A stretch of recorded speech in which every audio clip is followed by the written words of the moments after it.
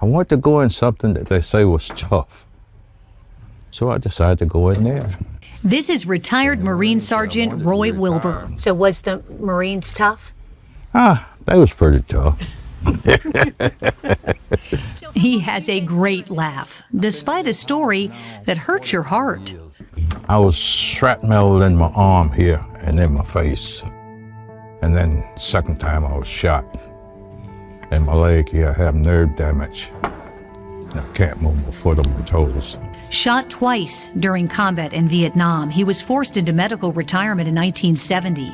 Awarded 2 Purple Hearts and 2 Bronze Stars. He settled in St. Augustine.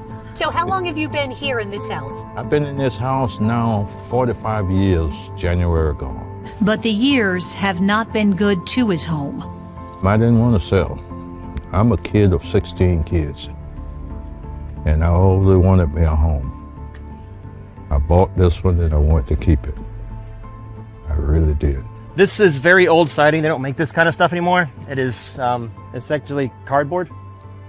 And the wood, I mean, Oh my gosh. the wood's gone. This is David Black walking us around Sergeant Wilbur's home. There's nothing there. From termites. Yeah, it's gone. He's the project manager for Operation Lifeline. I got to replace stud by stud in a lot of areas because it's absolutely shot. And if a storm comes through, a real one actually hits us, thank God it hasn't been one in a while. Real storm comes through and he's living in this house, it's not going to be good.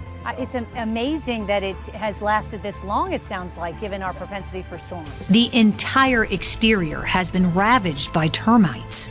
I shouldn't be able to stick my finger inside his house like that. Oh my gosh, in the wood. Yeah, it's dust. If we don't fix it, he won't have a place to live. Because there's no programs to give him a home. The inside is just as bad. So how did you discover this? Well, the floor was below where the floor should be. It just kind of like, it was sinking down here. Operation Lifeline helps veterans stay in their home. Can I just ask you, in all of your years of working construction, I know it's been a lot of years, have you ever seen anything this bad? I've been doing rehab 28 years and I've seen plenty of them this bad, but we don't rebuild them. We knock them over with a bulldozer and build a new house. But that wasn't an option. We can't because the granting opportunities don't allow us to do that. We have to remodel what's here, otherwise the grant will not give us the fund to do it. So Black, and a force of just 2, is replacing, renovating Wilbur's home. Honestly, people need help and no one wants to help anymore, so we're gonna do it. Operation Lifeline was created nearly 3 years ago. During that time, its small army of a handful of volunteers, who themselves are either in the military or are veterans, has helped just about any vet that's needed it. They built a new roof and a ramp for this veteran in Hastings, replacing the siding on his home as well. They made major structural repairs to this veteran's home in St. Augustine after he suffered a fall and needed a safer rear patio to be able to leave his home. Operation Lifeline also provides affordable housing to families who never thought home ownership would ever be possible.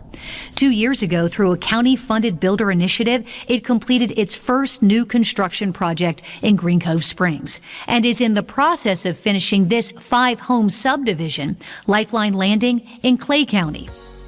How much, would something like this cost if he was having to pay out of his pocket? I'd say $180,000 to $200,000 to completely rebuild the house because you're building a new house. He's getting all new appliances, he's getting a full rewire, he's getting plumbing.